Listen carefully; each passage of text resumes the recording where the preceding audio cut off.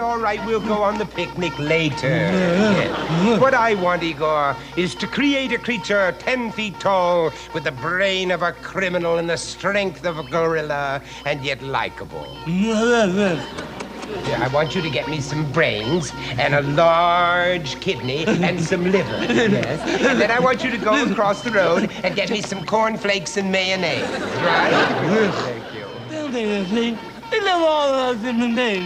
right, Igor. All right, I'll tell you once again.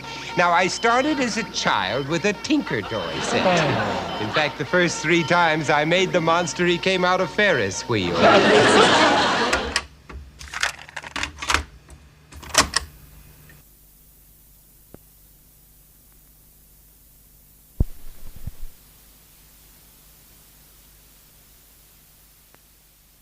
Welcome to Fly-By Films. Once or twice a month, using the magic of distance-defying tubes or some stupid shit like that, we get together to discuss films that either have been or will be forgotten, much like this podcast.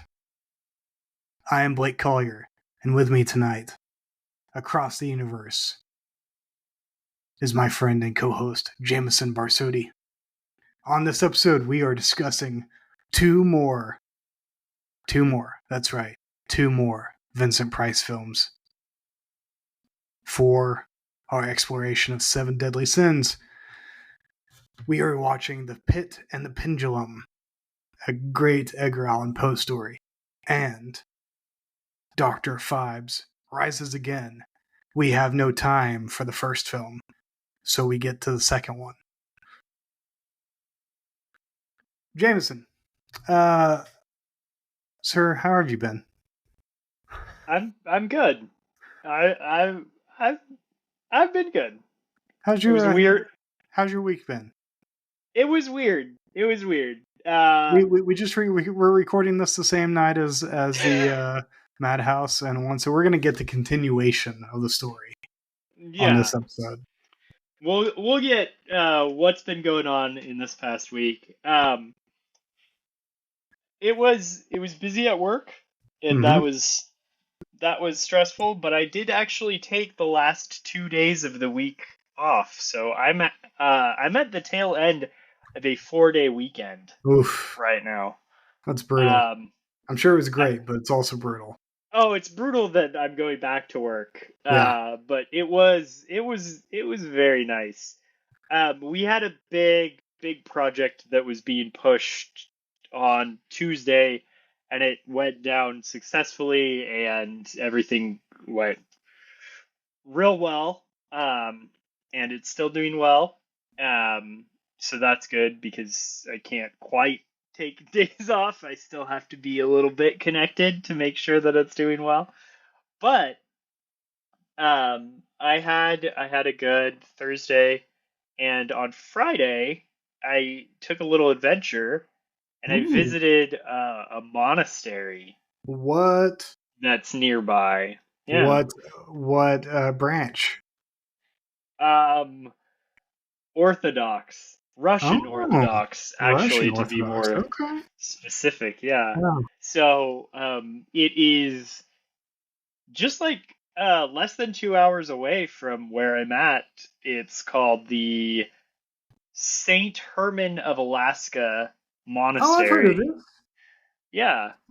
Oh, is this the one that puts out what's his name's stuff? Yes. Well, it used to, but that ended, almost 25 years ago. That's where I heard it. I was like, that's weirdly specific that I should know that. And it had to have happened recently. Then the only thing I could think of was, oh yeah, Jamison told me about this band, Ohm. And that one of the guys was... It's not Ohm. So, okay. Okay, Sleep. Let me give you the whole web of all of this. Sleep. Ohm. Sleep. Yeah. Sleep Ohm. So how this connects to us, at least initially, is we love the band Woven Hand. Great. Yes. Woven Hand is amazing. David Eugene Edwards, who I will have two costumes this Halloween, and one of them is based off of David Eugene Edwards. I could talk about that after this story, but that's a Okay. Beautiful. side thing. David Eugene Edwards, we love him. He is releasing solo artist stuff, which kind of makes sense now that Woven Hand is a full band. But Woven Hand was always kind of the solo. Anyway, don't worry about it. And it's not like it's a grave departure from Woven Hand. No. But David Eugene Edwards doing his own thing, bless his soul. He's been collaborating with Al Cisneros. Yeah. Who, if you are into marijuana and doom metal, is the lead architect, songwriter of the band Sleep, but also of the band Ohm, who I was telling Blake, oh, you should listen to Ohm. They're actually really cool. They're doom metal, but they're kind of weird orthodoxy band. I don't know what Al Cisneros' deal is, but he was in this band called Sleep that was from San Jose, and I guess that's where he is. But one of the original guitarists for the band was this guy named Justin Marler. And despite Sleep being the biggest marijuana band in the world, you might never have guessed this, but Justin Marler quit Sleep to become an Orthodox monk. And even more dazzling, he grew up in the city that I grew up in, Chico, California. So Justin Marler is from this area, and he goes and he becomes this Orthodox monk, and he does his monastic stay at this place in the Northern California mountains nearby where I'm at, called St. Herman of Alaska. And he starts a zine about how the Desert Fathers were punk rock. Which is pretty badass, honestly. Yeah. I think he ends up leaving the monastery, and then now he's in Austin still making music or something like that. But it sounds like he's still writing stuff. He did start a Christian band. Yeah. Well, and I actually listened to some of it. Was it The Quick and the Dead or something like that? Mm-hmm. Yeah. Wasn't my favorite, but it is what it is. Yeah, I didn't really check it out. But yeah, I guess he's still writing. And apparently this monastery, so it was started in like the 60s by this guy, Brother Seraphim Rose or something that. Who I've heard of significantly. Yeah. So the whole mission of this monastery was to help spread the Orthodox religion through this new-fangled technology called the written word. Which is pretty punk rock, honestly. Which is pretty punk rock that you know, it was in the 1960s when they were like, oh, I've heard about this thing called writing. It's really important. We gotta get on this. But they're actually all very prolific writers there, and that's like wild. the brothers are like, they have like there were a bunch of books. There was a bookstore. I went to the bookstore, and on the back they're like, yeah, you know, it mentions this monastery. It's not like a place where you print things. It's just this little dinky mountain, you know, get together of monks. It's pretty cool. That's wild. But it's real hidden. And did they explain where the name came from? Yeah, St. Herman of Alaska. Okay, I've never heard of St. Herman of Alaska. So his whole thing is here. Well, okay, so my history on this is bad, but What He's even is like history? he is the saint of wilderness, or a wilderness saint or something Hmm. like that. Um, my best guess is Russian Orthodox Church. He Hmm. was in Russia, traveled over to Alaska. Over the It Bering is Strait. over the Bering Strait, probably, and was just like kind of a uh, bear hunter guy. So that's my story that I tell in my mind. I don't actually know if he hunted any bears, but he was just a survivalist nature character, I'm So, like, guessing. more modern day Saint Francis. Uh Maybe, yeah. Okay, I I can dig it. I I also don't know like which saints um you're allowed to like which saints like cross between Orthodoxy and Catholicism. I'm sure there's a bunch, but Oh, I would is imagine there's quite a few. yeah. Until you hit the split, and then they One probably have their own. So one thing I found out as I was just exploring and I was reading, uh, brother Seraphim Rose, he was well known for, oh my God,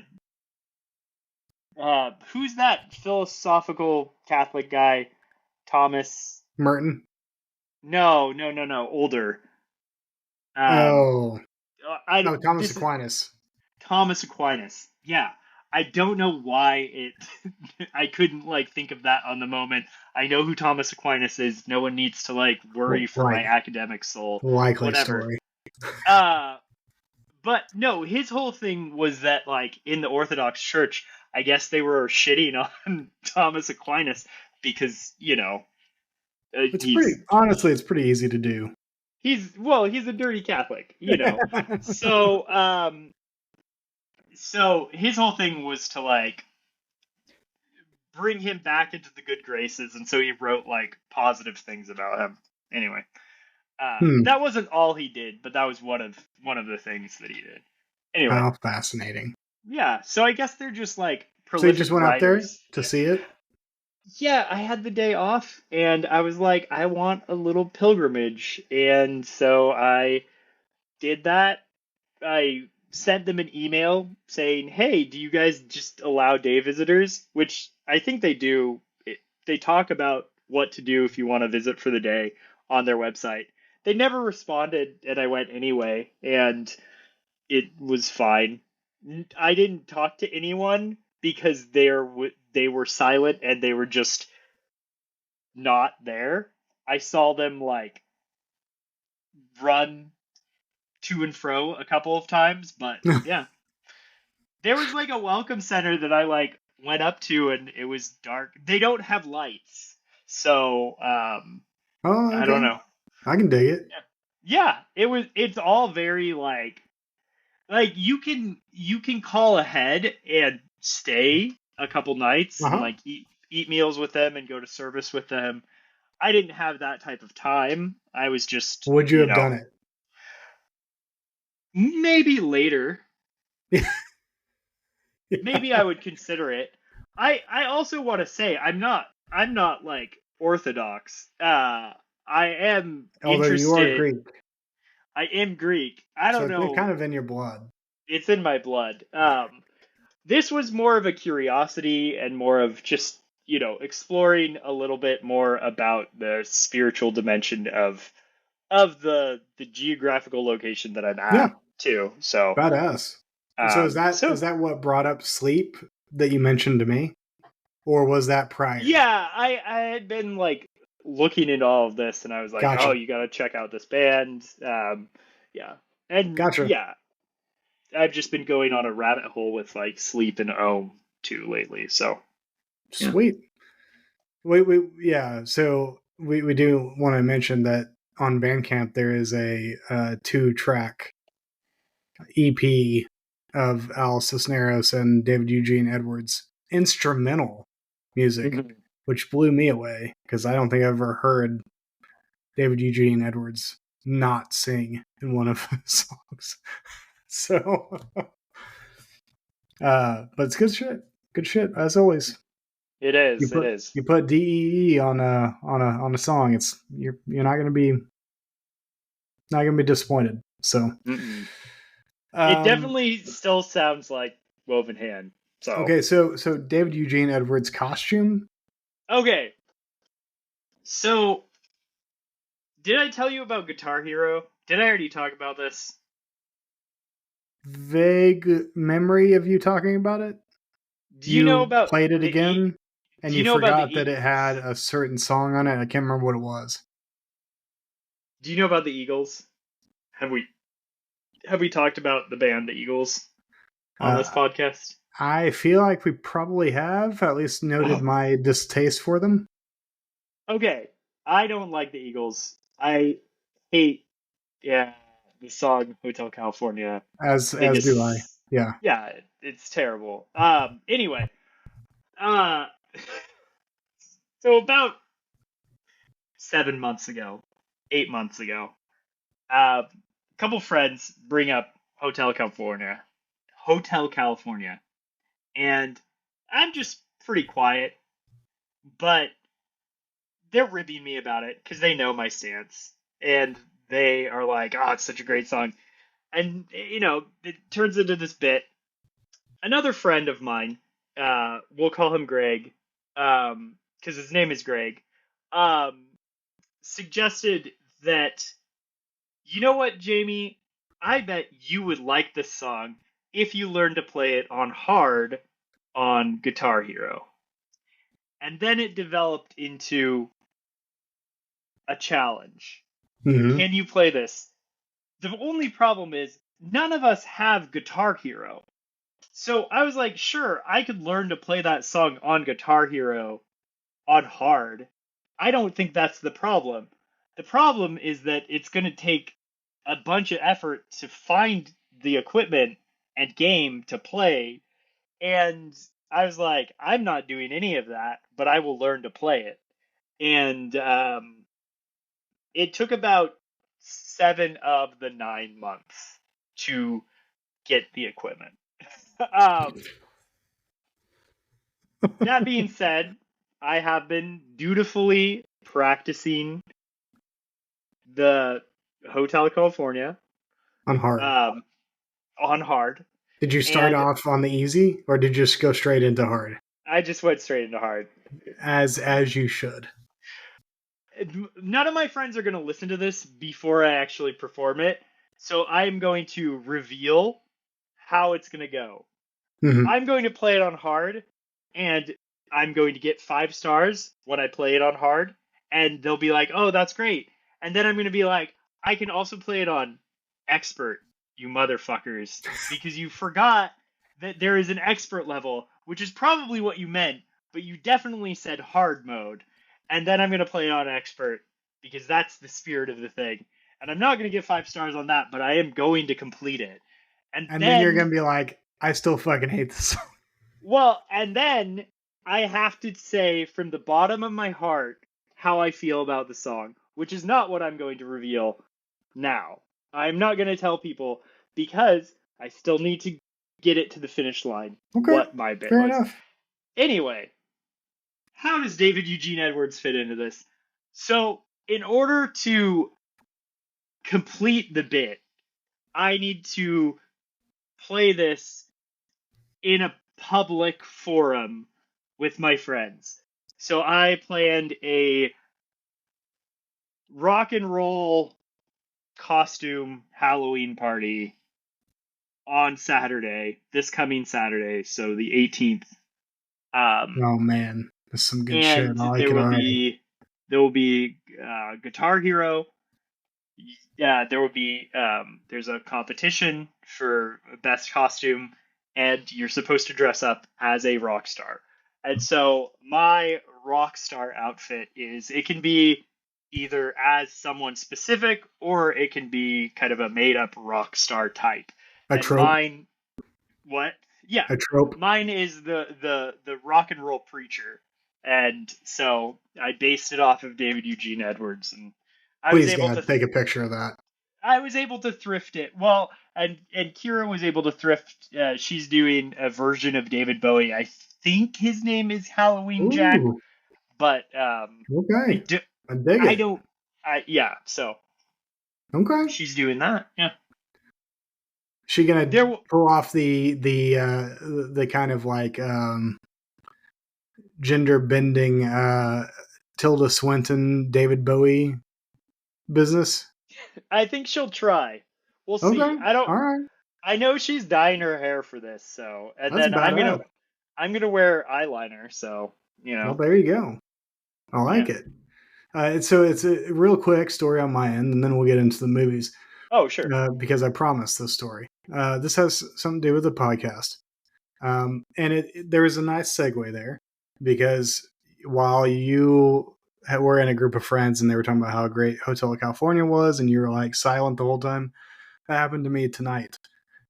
Whenever I was at what we call a table group, which for most people is like a small group or something like that, church based, and I was sitting with a couple of the other couples, the wives of the other couples, and I was facing the other direction. I was paying attention to something else. I don't remember what it was, but I overheard them talking about the new Taylor Swift album. Now, anyone who knows me knows I despise Taylor Swift in every way, but I was silent. Difference is they don't know I don't like Taylor Swift. So I'm just listening. I'm like, just listening to it, just trying to tune it out because I'm like, what? I try not to listen to it because I'm like, oh, it just drives me nuts. But that was a tangent into the real story, which was the same two people that were talking about Taylor Swift. One is a wedding. One of the things she does is wedding coordinator, and the other one is a stay-at-home mom who helps her friend with a jam, like actual peanut butter jam company. And they were talking about this, and I brought it up to both of them that you do know that she's a wedding coordinator, and that specialty jam might be something that so I'm just like noting this in front of them, and they're like, holy shit, that's a really good idea. Let me get the information on all this stuff. So the rest of the night, I'm just giving them shit. I'm like, I turn to the stay-at-home mom, and I'm like, so I just want to know, do I get commission for this like networking situation here? And she was like, yeah, because I get paid like $100 every so often to help a friend do this. Yeah. And I'm like, I mean, I would take a couple bucks. I mean, I'm not, And then later on, probably about 20 minutes later, I turned to the wedding coordinator. I was like, well, she's clearly not giving me a commission. So are you going to give me a commission? And she's like, yeah, probably not. And so like another, 20 minutes later, and I come up to them, both of them. I'm like, okay, clearly neither of y'all are going to give me a commission. So can I just give y'all like a QR code to pass out to people that has our podcast, has the podcast link? And they're like, yeah, we would actually do that.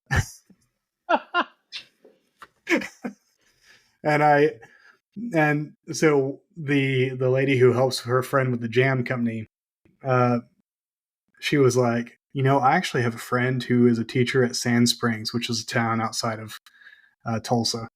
And he is a big movie buff. Like he would, and the second you said film podcast, I was like, he needs to know about this. Blah, blah, blah. I was like, yeah, let him know. We'll have him on the show even if he wants to. I don't give a shit. Well, so I sent her the link to our podcast, and I had her read the tagline, and I was like, here's the key. It's films that either have been or will be forgotten. Now, admittedly, we don't follow this very often. We have this season, but more than most. But and she's like, oh, he'd probably love that. He buys every new like release from Criterion.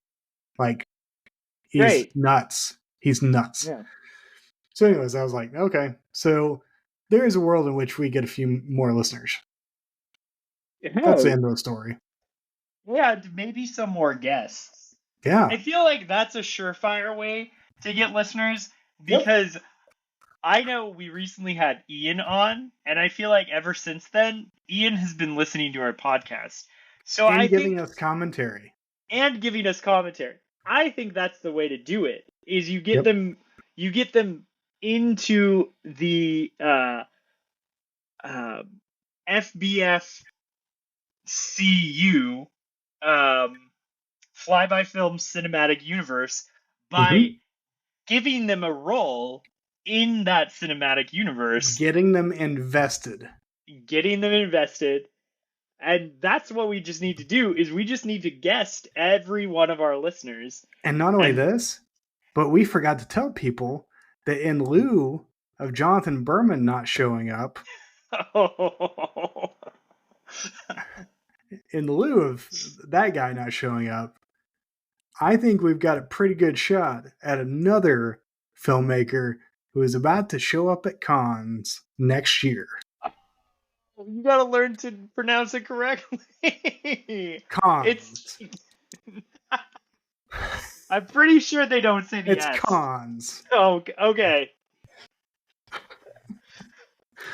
All right. Well, it's not like we're going to con, so I have his fucking phone number. Okay, this is fine.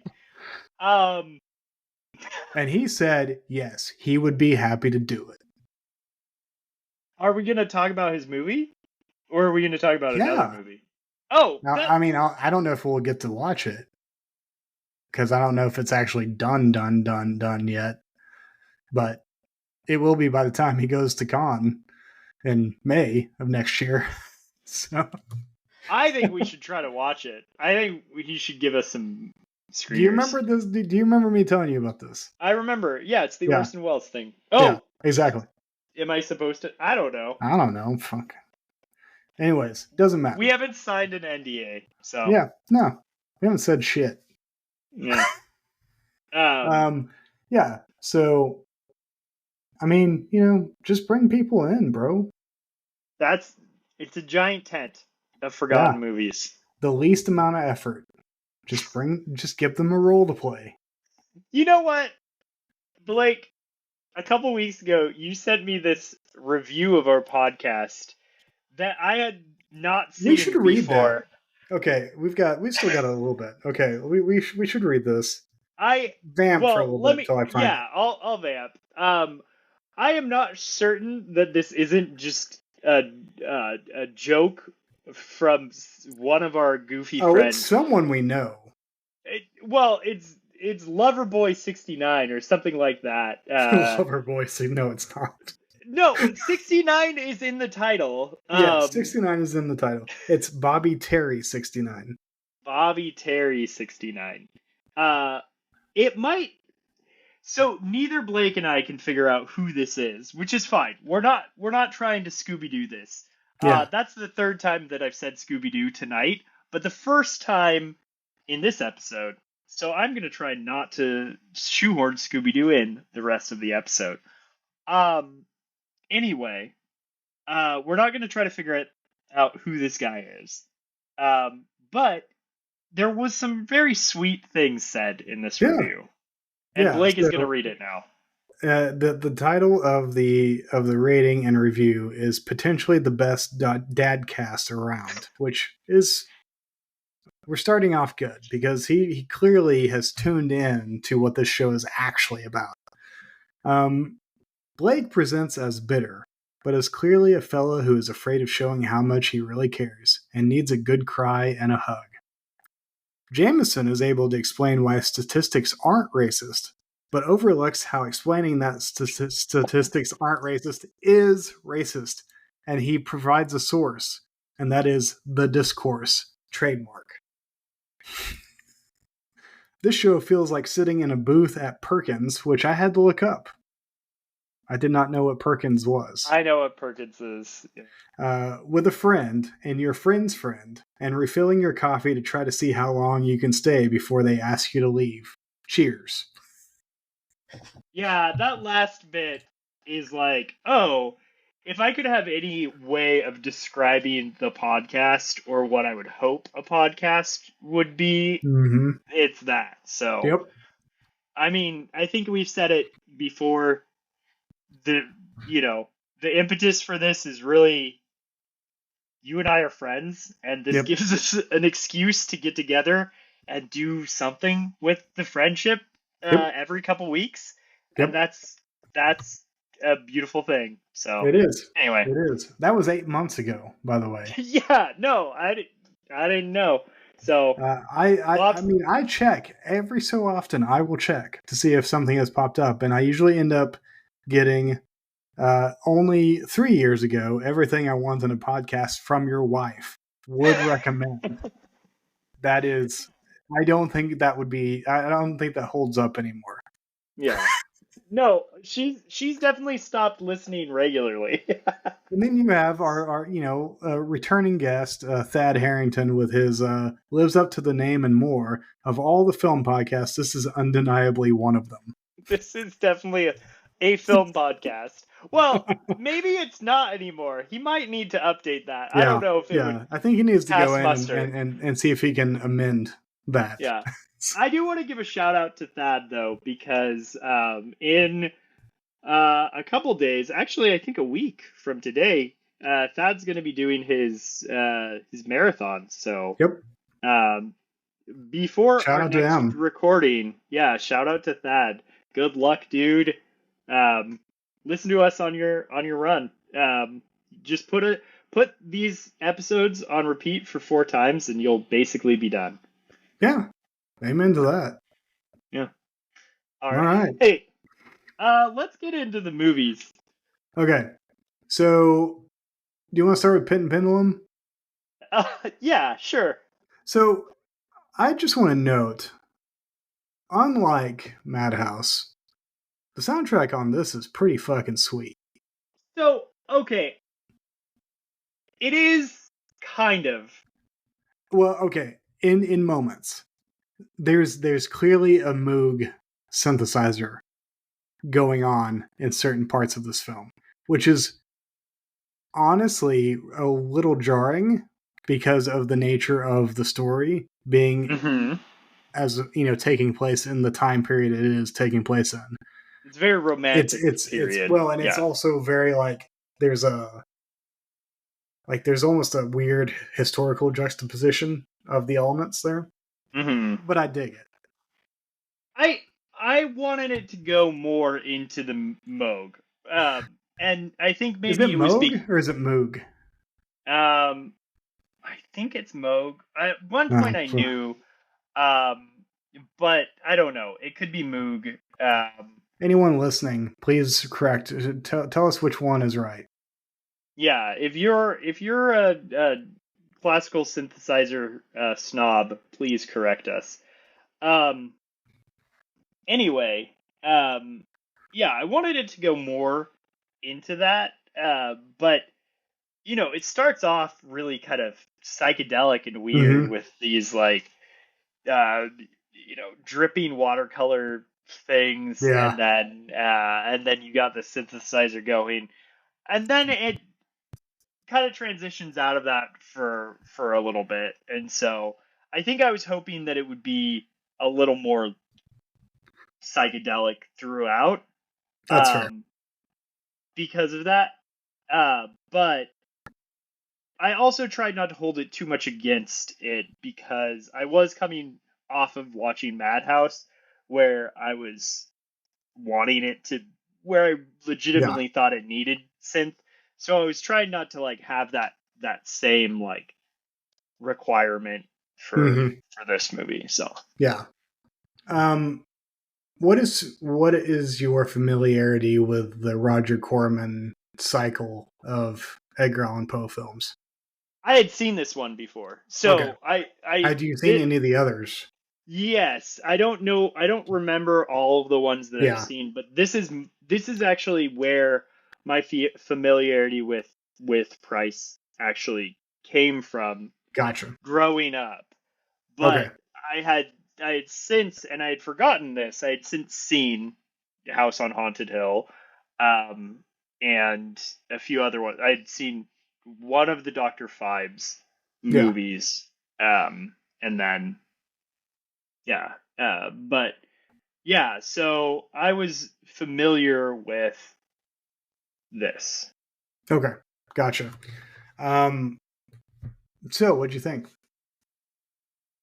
Um, these are generally held to be like good movies, I feel like, in the Vincent Price universe. There, I think I would put it more as in they're beloved. I okay, think that is good. That is a I good don't think they're distinction. necessarily good. I can do without most of the Poe movies, I think. That's fair. And this is definitely one of the I don't think this is a very uh interesting story. Yeah. Um I don't think the pit and the pendulum creep me out in the same way that there are some Poe stories that do. Mhm. And like Even if you read the Poe story that this is largely based on, it's yeah, more terrifying than this movie. yeah, I do not it I think the idea of sharp pendulum that can cut you is goofy and corny to me, and Yeah. I just don't. I mean, watch me say all of this and then like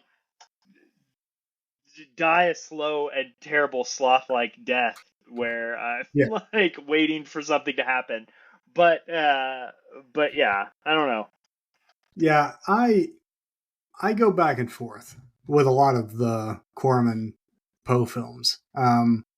I like them to some extent simply because of their stature more than anything. Hmm. Um, I appreciate what Corman's trying to do, but I actively enjoy watching it? Not really. No. Um, I do enjoy the kind of vaguely um, scared, um, mildly insane Vincent Price uh, acting going on here. It's a different look than what you normally expect from Hmm. him. And so there's that element that I kind of dig. I think of the ones I have seen. I don't think I've seen all eight. I think there's eight of the Corman Poe films. I think the one I remember the most is Fall of House of Usher, which actually, if I remember correctly, and it's been a few years since I've watched it, actually does hold up and is actually really fun to watch. Um, this one is not my favorite because it ultimately, I think the problem with a lot of the Corman Edgar Allan Poe movies is that he brings out too much of the romanticism in Poe Hmm. instead of the gothic in Poe. Um, it feels melodramatic more than it does eerie. Um, but it works for some some people. Hmm. I did look up different rankings of the film just out of curiosity, and good luck finding anyone who agrees because they're all over the place. Um, as far as which what ranking of Corman's Poe films. Apparently, there's only one that doesn't have Price in it. Um, Oh, so I didn't know that. and I can't remember which one it was, but it was yeah pretty Um, surprising. yeah, yeah. I didn't look up any of the rankings. I will say, watching this movie, I was struck by, and I don't know. I'd be curious to kind of recall how some of the other Corman Poe movies are, but like if you think about this and some of the other Price movies of the same period, like House on Haunted Hill, Mhm. um, and um, I was thinking about this idea of like realism of Yeah. the horror and how there almost seems to be this allergy to uh, some sort of actual fantasy element to it, Hmm. or truly spiritual like Yeah. dimension. Um, because in all of these, in both of those movies, there was this idea of like, oh, there are going to be these ghosts, but every time they would show what's behind the ghost. They would And explain actually, I away. think, yeah, I think I noted like this and between this and the House on Haunted Hill, the the plot of the fake dead lover trying to drive someone insane happens very frequently for Yes. how unbelievable that type of Yeah. plot should Yeah. be, right? Like how often has that happened where someone has like driven someone insane because they've pretended to be a Well, ghost? and simply because that seems like a pretty ineffective means of driving a person crazy. Yeah, yeah. But Yeah, it's not my favorite. Although I did like the final scene where you see uh, Barbara Steele, and who I love Barbara Steele. oh Not yeah. necessarily in this movie, but when she's caught in the, I think they call it the Iron Maiden, Yeah, the Iron and Maiden. her eyes are just like that. You hear someone, one of the characters say, "We're never gonna, we're gonna lock this basement up completely, and no one's ever gonna come down here again." And then you just see her eyes go wide, and you're like, "Fuck." Yeah, no, it like zooms in on her eyes. Yeah, I did think that was like a good way to end it. Good yeah, final shot. yeah, But yeah, I was a little like, is the pit really that far down? yeah, exactly. Because like two people to their death into the Hmm. pit, one of them being Vincent Price, and it's like a maybe 15, 20 foot drop, and you're like, okay, I could understand breaking a leg, maybe. And it's not like there were like spikes underneath. There was just like rocks. I think they would have Which, done better to have gone just full like slapstick and just have them fall off and hear this like endless yeah. oh for like 5 minutes straight. So, okay, to connect that to, I don't think all of Vincent Price's movies really kind of settle for the mundane.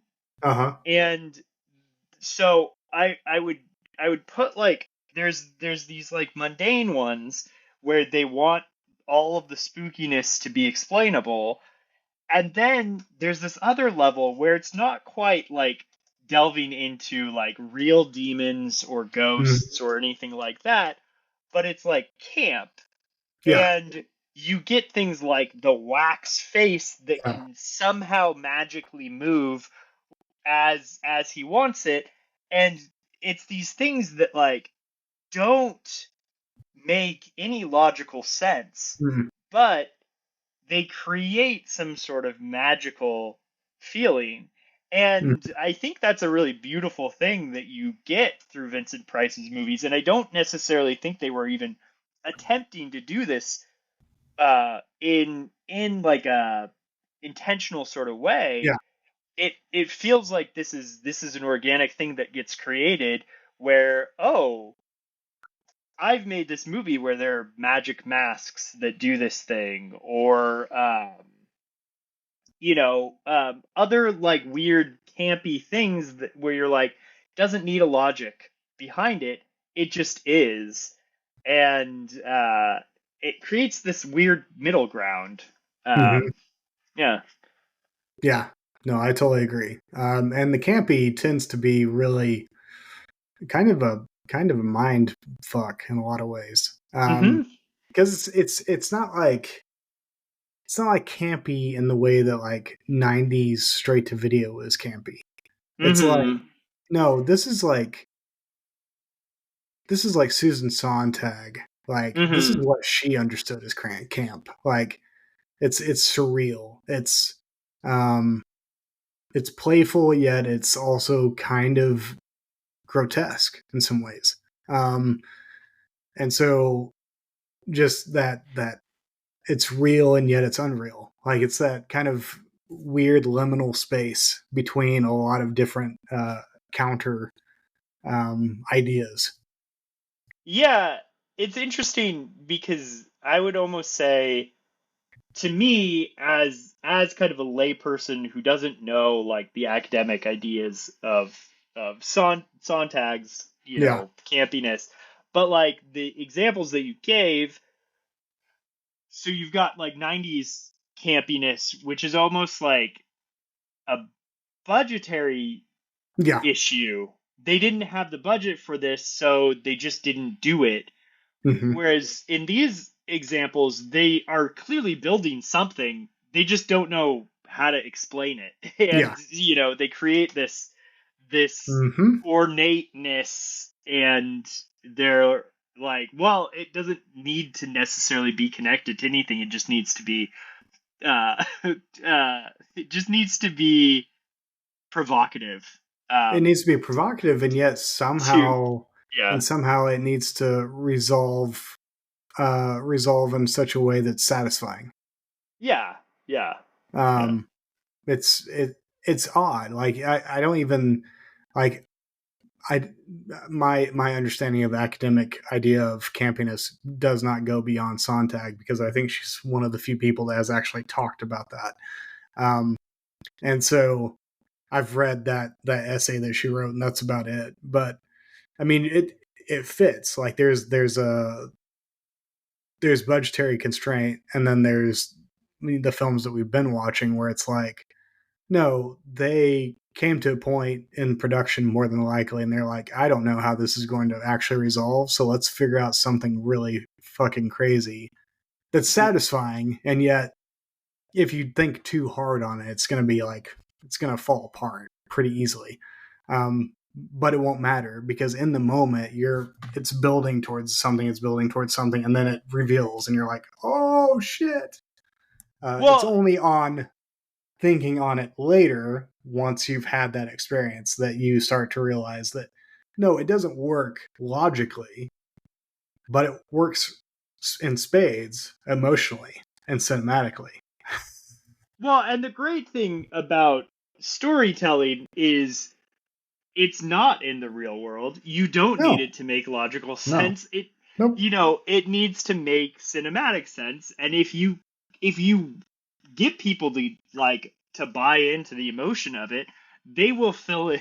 We will fill in the details. Like, we'll nerd out and be like, oh yeah, it's like this magical mask that he's wearing. Yep. And that's fine. And you don't need to explain that. You don't need that to have, an in-depth analytical reason for why it exists.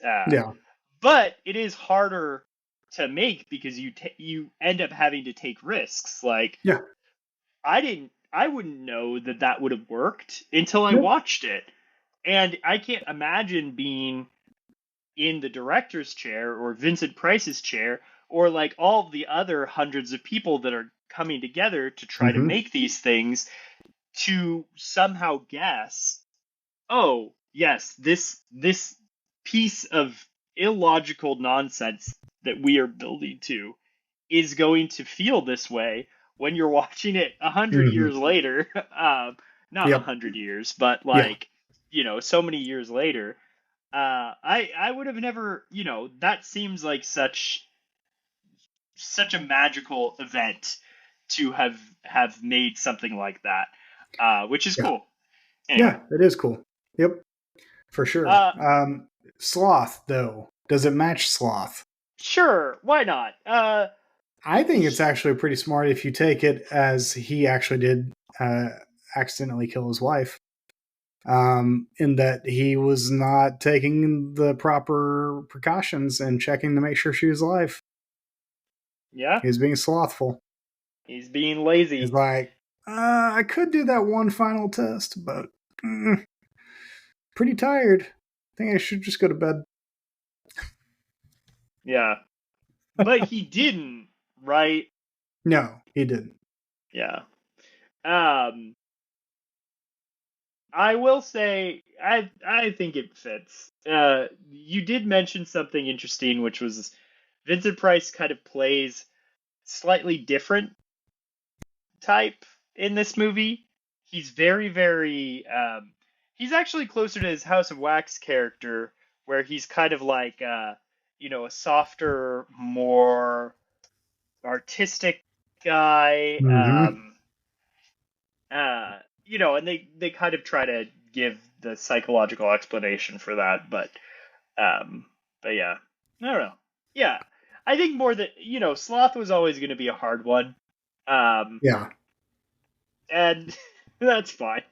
because as far as I know, there's not any horror movies about killer sloths. So, I mean, there is. is there? Yeah, did you not see Slaughterhouse? No, I did not. It's not that good. That must be really fucking slow.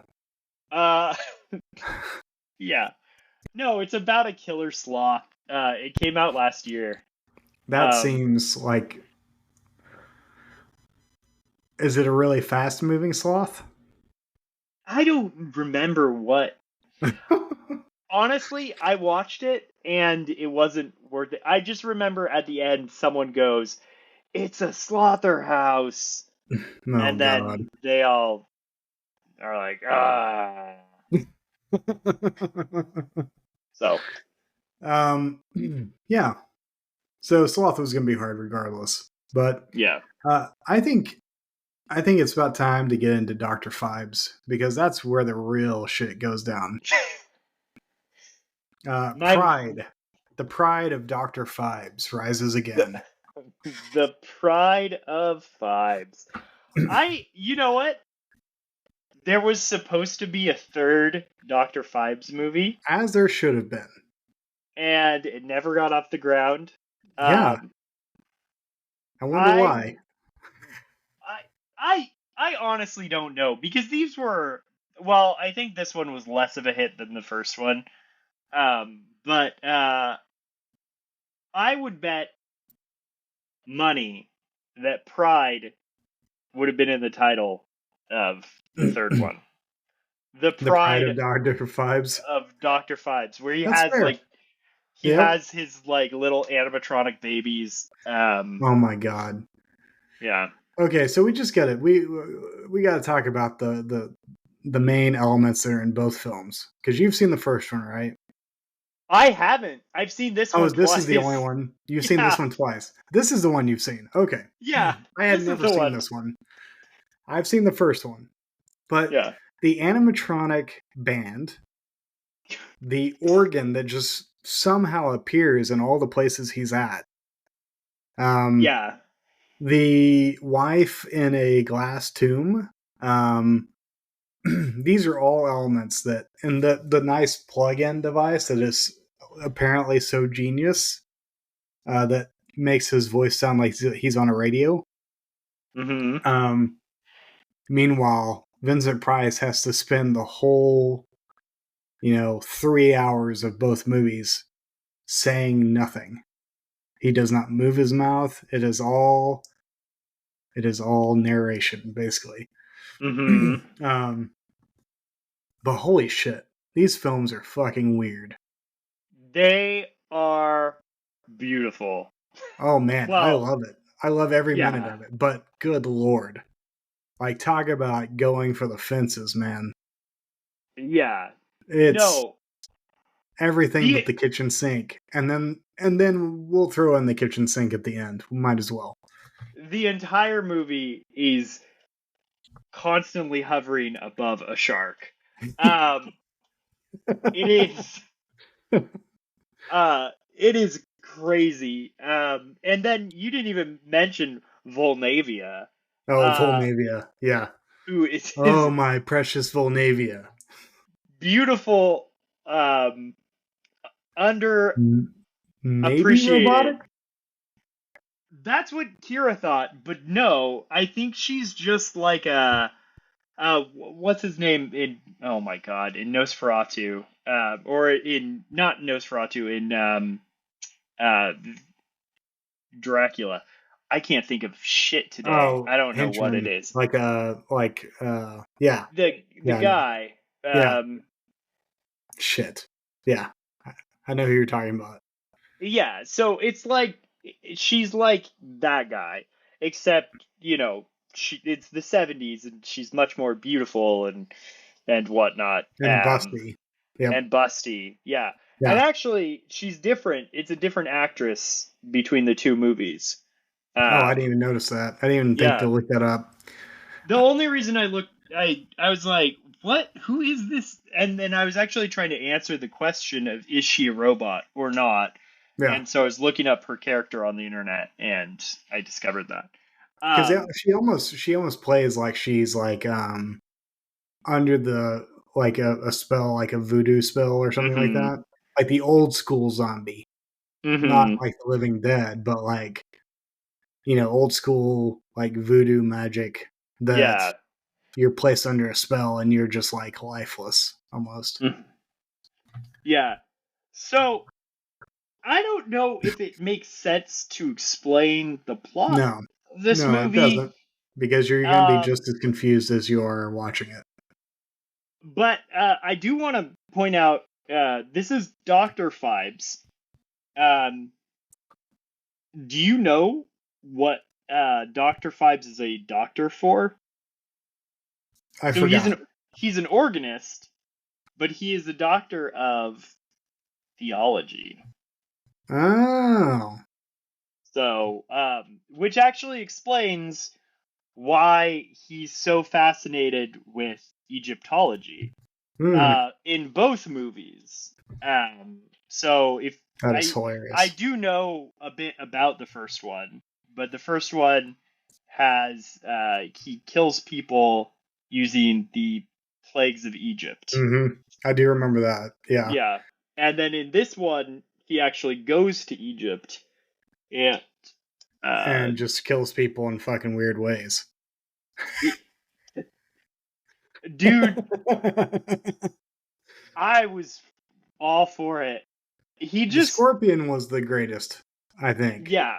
Well, the Scorpion, and then it was like he was the coyote from the Roadrunner cartoons. He just kept being able to come up with shit that like to cause these big Rube Goldberg murders. Yeah.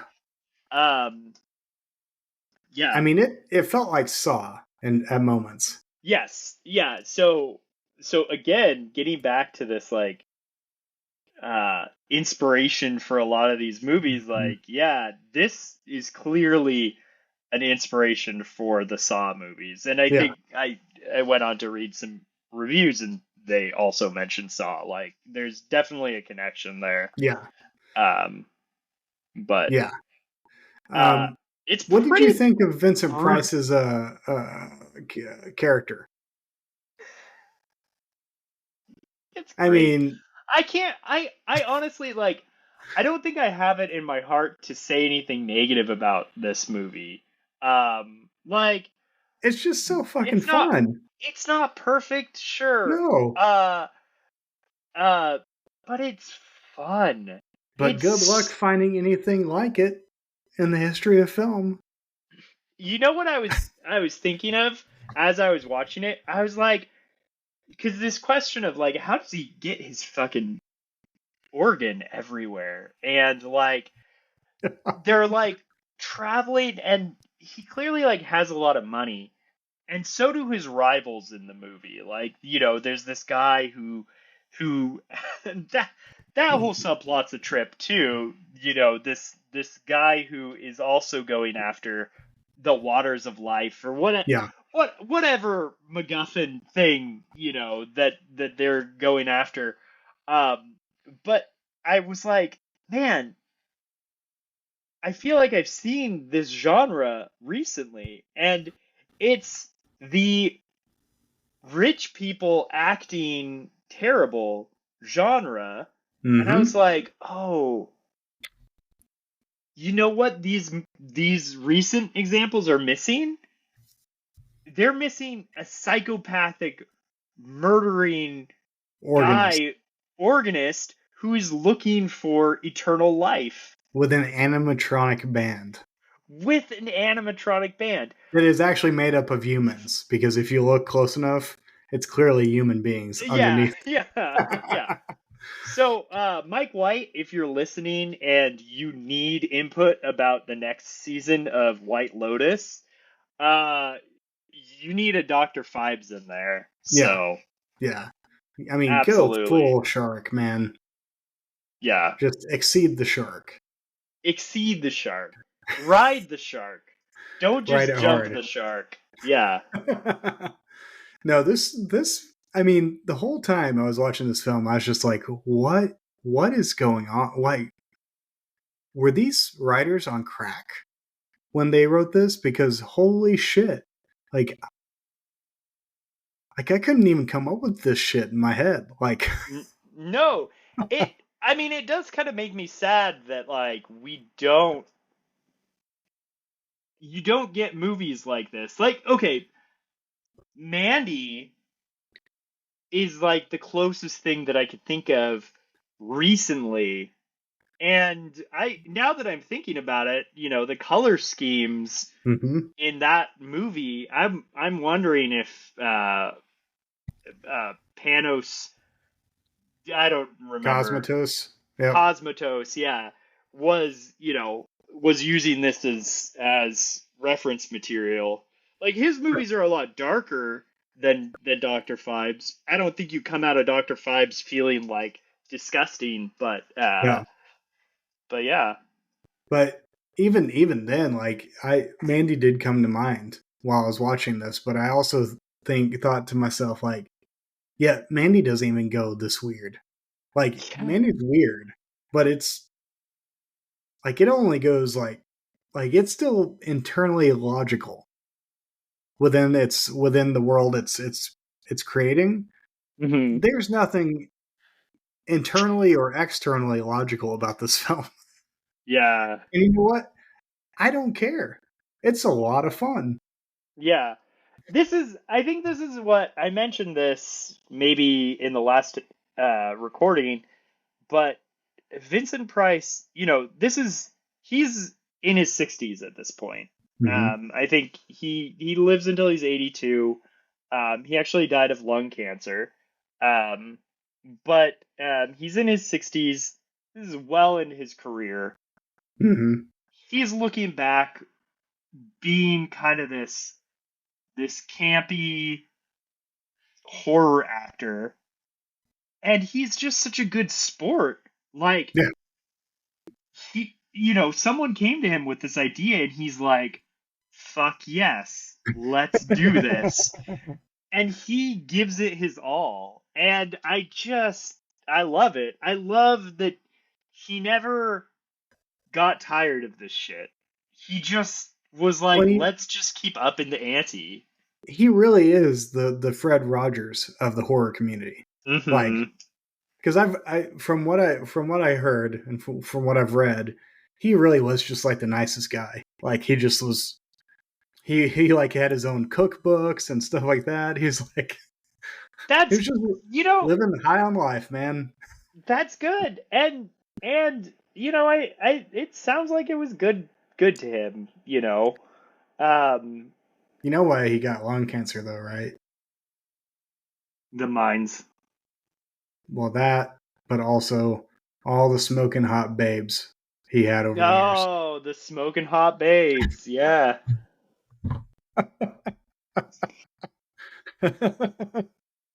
Uh, every every Jamison's like, movie.